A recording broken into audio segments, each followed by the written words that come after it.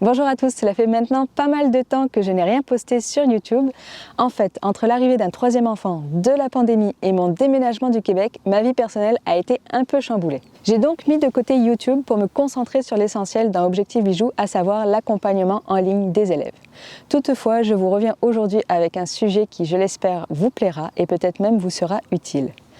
Alors mon choix de quitter le Québec, ou plutôt notre choix, puisqu'il s'agit d'une décision familiale, a été motivé par un projet que nous avions en tête depuis longtemps, celui de faire le tour du monde en famille. Donc en juin, nous avons décollé en direction de la France et nous y avons acheté un camping-car. C'est maintenant dans celui-ci que nous parcourons dans un premier temps les routes d'Europe.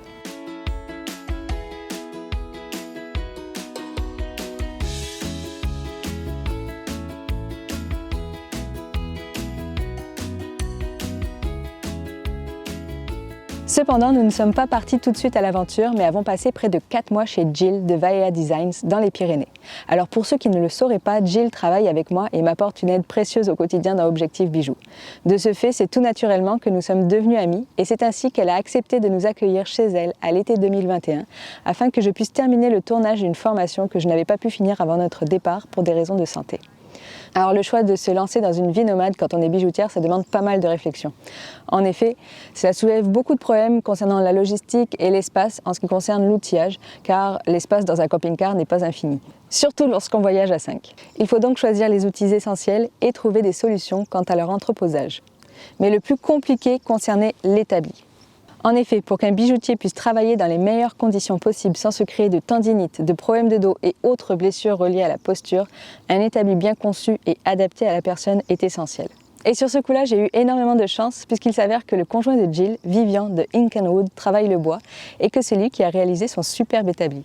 Donc comme nous avons passé pas mal de temps chez eux, il a pu élaborer un établi adapté à mes besoins. Alors je vais vous expliquer un petit peu comment il a procédé. En partant de simples planches de contreplaqué qu'il a collées ensemble pour obtenir une plus grande épaisseur, il a créé le dessus de l'établi dans lequel il a découpé l'arc de cercle si caractéristique de ce meuble.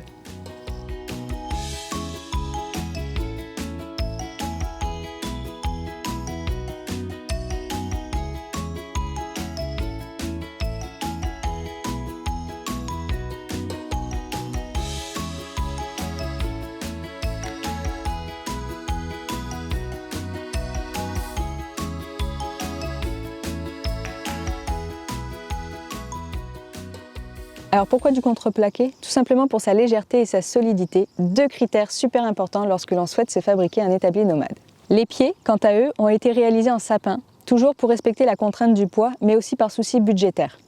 Et pour que l'établi puisse entrer dans la soute du camping-car, il les a conçus de manière à ce qu'il puisse se replier facilement.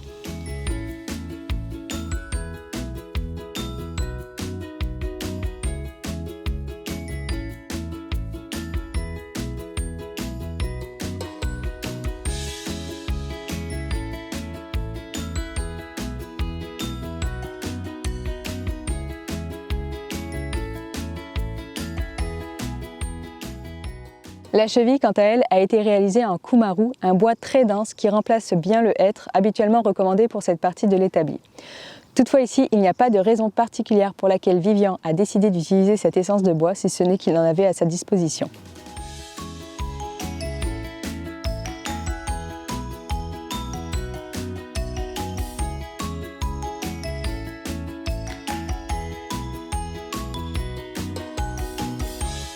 Un autre critère très important à prendre en compte quand on crée un établi nomade, c'est de pouvoir ajuster facilement le niveau de l'établi en fonction de l'endroit où on se trouve. Donc pour remédier à cette problématique, on y a tout simplement ajouté des pieds de meubles réglables. Enfin, il a élaboré un système de rails sur mesure afin de pouvoir ranger et sortir facilement l'établi de la soute du camping-car.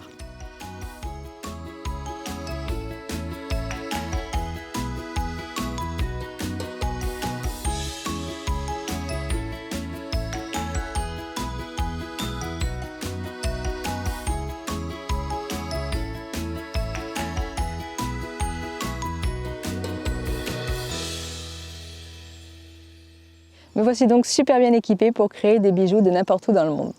Alors si vous aussi, vous avez un projet similaire au mien ou que pour un souci de manque de place, vous avez besoin d'un établi pliable, je vous mets le lien du compte Instagram de Ink & Wood juste en dessous de cette vidéo.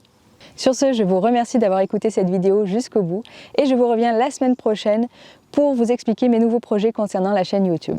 Bonne semaine!